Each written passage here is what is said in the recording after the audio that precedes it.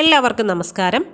കേരള ചരിത്രം എന്ന ടോപ്പിക്കിൽ ബ്രിട്ടീഷുകാർക്കെതിരെ നടന്ന ആദ്യകാല കലാപങ്ങളിൽ അഞ്ചുതെങ്ങ് കലാപത്തെക്കുറിച്ച് നമ്മൾ കഴിഞ്ഞ ക്ലാസ്സിൽ പഠിച്ചു. ഇന്നത്തെ ക്ലാസ്സിൽ ആറ്റിങ്ങൽ കലാപത്തെക്കുറിച്ചാണ് വിശദീകരിക്കുന്നത്. ബ്രിട്ടീഷുകാർക്കെതിരെ കേരളത്തിൽ നടന്ന ആദ്യത്തെ കലാപം, ആദ്യത്തെ ചെറുത്തുനിൽപ്പ് ഏതാണ്? ബ്രിട്ടീഷുകാർക്കെതിരെ കേരളത്തിൽ നടന്ന ആദ്യത്തെ കലാപം എന്ന് ചോദിച്ചാൽ ആൻസർ ഏതാണ്? അഞ്ചുതെങ്ങ് കലാപമാണ്. എന്നാൽ ബ്രിട്ടീഷുകാർക്കെതിരെ കേരളത്തിൽ നടന്ന ആദ്യത്തെ സംഘടിത കലാപം ഏതാണ്? ആദ്യത്തെ സംഘടിത കലാപം ഏതാണെന്ന് ചോദിച്ചാൽ ആൻസർ ഏതാണ്? ആറ്റിങ്ങൽ കലാപമാണ്. ആറ്റിങ്ങൽ കലാപം നടന്ന വർഷം 1721 ഏപ്രിൽ 15. ആറ്റിങ്ങൽ കലാപം നടന്ന വർഷം ഏതാണ്? 1721 ഏപ്രിൽ 15. വർഷം മാത്രം നമ്മൾ പഠിച്ചിട്ട് കാര്യമില്ല. പ്രീവിയസ് ക്വസ്റ്റ്യൻ റെഫർ ചെയ്താൽ അറിയാം, ഡേറ്റ് അടക്കമാണ് ചോദിച്ചിട്ടുള്ളത്. 1721 ഏപ്രിൽ 15. 1721 ഏപ്രിൽ 15 ആറ്റിങ്ങൽ കലാപം നടന്നത്. ആറ്റിങ്ങൽ കലാപം നടക്കുമ്പോൾ വേണാട് ഭരണാധികാരി ആരായിരുന്നു? ആദിത്യവർമ്മ. ആറ്റിങ്ങൽ കലാപം നടക്കുമ്പോൾ വേണാട് ഭരണാധികാരി ആദിത്യവർമ്മയായിരുന്നു. അഞ്ചുതെങ്ങ് കലാപം നടക്കുമ്പോൾ വേണാട് ഭരണാധികാരി ആരായിരുന്നു? രാമവർമ്മ. അഞ്ചുതെങ്ങ് കലാപം നടക്കുമ്പോൾ രാമവർമ്മയും ആറ്റിങ്ങൽ കലാപം നടക്കുമ്പോൾ ആദിത്യവർമ്മയായിരുന്നു വേണാട് ഭരിച്ചിരുന്നത്. എന്നാൽ പണ്ടകശാല നിർമ്മിക്കുന്നതിനും അഞ്ചുതെങ്ങ് കോട്ട നിർമ്മിക്കുന്നതിനൊക്കെയുള്ള അനുമതി നൽകിയത് ഉമയമ്മ റാണിയാണ്. ആറ്റിങ്ങൽ റാണിയായിരുന്ന ഉമയമ്മ റാണിയാണ് അനുമതി നൽകിയത്. ഇതൊക്കെ കഴിഞ്ഞ ക്ലാസ്സിൽ പറഞ്ഞ കാര്യങ്ങളാണ്, ജസ്റ്റ് ഒന്ന് ഓർമ്മിപ്പിച്ചു എന്ന് മാത്രം.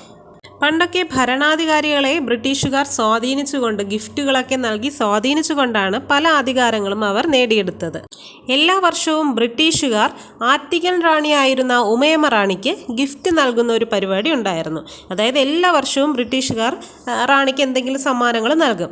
ഇങ്ങനെ ഉമയമ്മ റാണിയെ പ്രീതിപ്പെടുത്തുന്നതിലൂടെ ബ്രിട്ടീഷുകാർ പല ആവശ്യങ്ങളും നേടിയെടുക്കുകയാണ് ഉണ്ടായത്. ഈ ഒരു സാഹചര്യം എട്ടുവീട്ടിൽ പിള്ളമാർക്ക് തീരെ ഇഷ്ടപ്പെട്ടില്ല. ആരാണ് എട്ടുവീട്ടിൽ പിള്ളമാർ?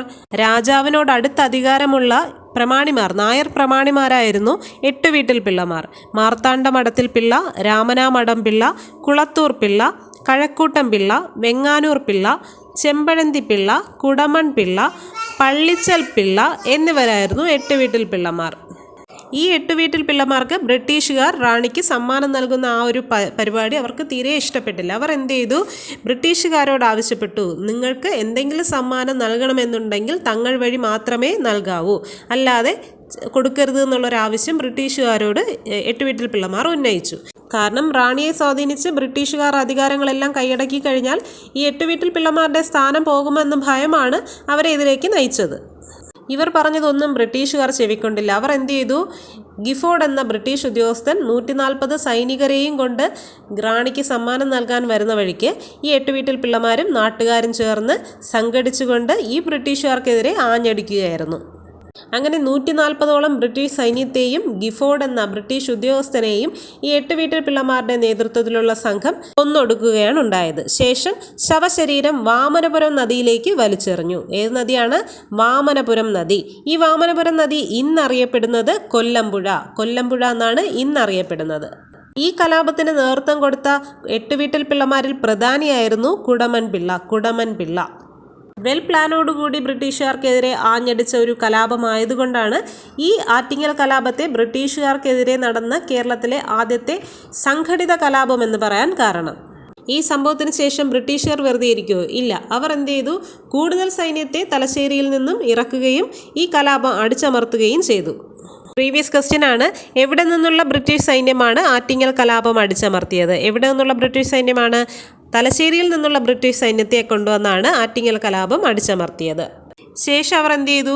അവരുടെ കച്ചവട നിയന്ത്രണവും കോട്ടയുടെ നിയന്ത്രണവും ഒക്കെ തിരിച്ചു പിടിച്ചെടുക്കുകയും കുരുമുളകിൻ്റെ കച്ചവട നിയന്ത്രണം പൂർണ്ണമായും ബ്രിട്ടീഷുകാർ സ്വന്തമാക്കുകയും ചെയ്തു.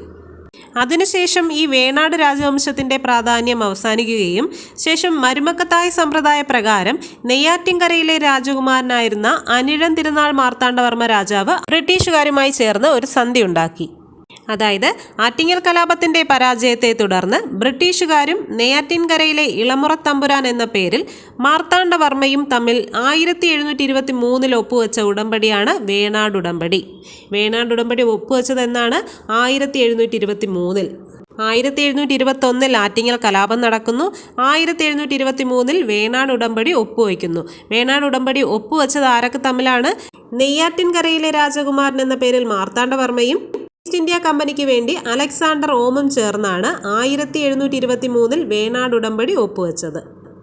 ഈ ഒരു ഉടമ്പടിയോടുകൂടി ബ്രിട്ടീഷുകാർ കൂടുതൽ ആധിപത്യം സ്ഥാപിക്കുകയാണ് ഉണ്ടായത്. കാര്യം കൂടെ പറഞ്ഞോട്ടെ, അഞ്ചുതെങ്ങ് കോട്ടയുടെ മേധാവിയായിരുന്നു ഗിഫോർഡ്. ഗിഫോർഡ് വധിക്കപ്പെട്ടതിന് ശേഷം മിഡ്ഫോർഡ് അധികാരത്തിൽ വന്നു. കോട്ടയുടെ മേധാവിയായി മിഡ്ഫോർഡ് അധികാരത്തിൽ വന്നു. അതിനുശേഷം അധികാരത്തിൽ വന്ന ആളാണ് അലക്സാണ്ടർ ഓം. അലക്സാണ്ടർ ഓമാണ് വേണാട് ഉടമ്പടിയിൽ ഒപ്പുവെച്ചത്. അപ്പോൾ ബ്രിട്ടീഷ് ഈസ്റ്റ് ഇന്ത്യ കമ്പനിയും ഒരു ഇന്ത്യൻ നാട്ടുരാജ്യവും തമ്മിൽ ഒപ്പുവെച്ച ആദ്യത്തെ ഉടമ്പടി ഏതാണെന്ന് ചോദിച്ചാൽ ആൻസർ ഏതാണ്? വേണാട് ഉടമ്പടി. 1723 വേണാട് ഉടമ്പടി. ആറ്റിങ്ങൽ കലാപവുമായി ബന്ധപ്പെട്ട പ്രീവിയസ് ക്വസ്റ്റ്യൻസ് നോക്കാം. കേരളത്തിൽ ബ്രിട്ടീഷുകാർക്കെതിരെ നടന്ന ആദ്യത്തെ സംഘടിത കലാപം ഏതാണ്? ആൻസർ ആറ്റിങ്ങൽ കലാപം. ആറ്റിങ്ങൽ കലാപം നടന്ന വർഷം 1721. ആറ്റിങ്ങൽ കലാപം നടക്കുന്ന സമയത്ത് വേണാട് ഭരണാധികാരി ആരായിരുന്നു? ആദിത്യവർമ്മ. ആറ്റിങ്ങൽ കലാപം നടക്കുന്ന സമയത്ത് അഞ്ചുതെങ്ങ് കോട്ടയുടെ മേധാവി ആരായിരുന്നു? ഗിഫോർഡ്. ഗിഫോർഡ് എന്ന ബ്രിട്ടീഷ് ഉദ്യോഗസ്ഥൻ. ആറ്റിങ്ങൽ കലാപത്തിന് നേതൃത്വം നൽകിയ 8 വീട്ടിൽ പിള്ളമാരുടെ നേതാവ് ആരായിരുന്നു? ആൻസർ കുടമൺ പിള്ള. ആറ്റിങ്ങൽ കലാപത്തിൽ കൊല്ലപ്പെട്ട ബ്രിട്ടീഷുകാരുടെ മൃതശരീരങ്ങൾ വലിച്ചെറിഞ്ഞത് ഏത് നദിയിലാണ്? ആൻസർ വാമനപുരം പുഴ. വാമനപുരം പുഴ ഏതു പേരിലാണ് ഇപ്പോൾ അറിയപ്പെടുന്നത്? കൊല്ലംപുഴ. ആറ്റിങ്ങൽ കലാപത്തിൽ വധിക്കപ്പെട്ട ബ്രിട്ടീഷ് ഉദ്യോഗസ്ഥൻ ആരാണ്? ഗിഫോർഡ്. ഗിഫോർഡിന് ശേഷം അഞ്ചുതെങ്ങ് കോട്ടയുടെ മേധാവി ആരായിരുന്നു? മിഡ്ഫോർഡ്. മിഡ്ഫോർഡിന് ശേഷം അഞ്ചുതെങ്ങ് കോട്ടയുടെ മേധാവി ആരായിരുന്നു? അലക്സാണ്ടർ ഓം. വേണാട് ഉടമ്പടി ഒപ്പുവെച്ച വർഷം 1723. നെയ്യാറ്റിൻകരയിലെ രാജകുമാരൻ എന്ന പേരിൽ അലക്സാണ്ടർ ഓമുമായി വേണാട് ഉടമ്പടിയിൽ ഒപ്പുവെച്ച ഭരണാധികാരി ആരായിരുന്നു? അനിഴം തിരുനാൾ മാർത്താണ്ഡവർമ്മ. എവിടെ നിന്നുള്ള സൈന്യമാണ് ആറ്റിങ്ങൽ കലാപം അടിച്ചമർത്തിയത്? എവിടെ നിന്നുള്ള സൈന്യമാണ്? തലശ്ശേരി.